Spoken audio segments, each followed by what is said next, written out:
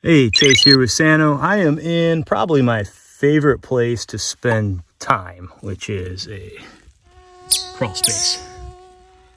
No, not really. Not my favorite place at all. I hate being in crawl spaces because I usually find rats and snakes. But this one's fairly clean. And the reason I'm in here is guys are out doing a dryer vent cleaning today on this here dryer vent. And what we found was our brush got stuck because this had come apart at some point in time. This seam here had come apart, our brush was stuck on it. But in this area here, you can see we have all this lint that has been blowing out all over the crawl space, all the way back.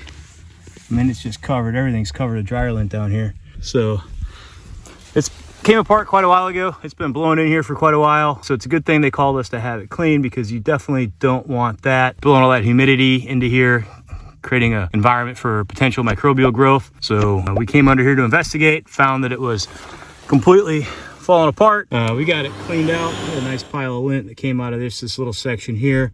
We'll get this all cleaned up. We'll get it taped, put back together, and have it good as new here in no time. But just another reason to keep up with your regular maintenance, your dryer vent cleanings. They had no idea that their vent had come apart at any point, and that it wasn't connected and wasn't properly exhausting, and was just blowing to straight underneath their house. So now we're able to fix a problem that it's been here for a while that they didn't know about, because they're just doing regular routine maintenance. So keep up with your dryer vent cleanings. Thanks.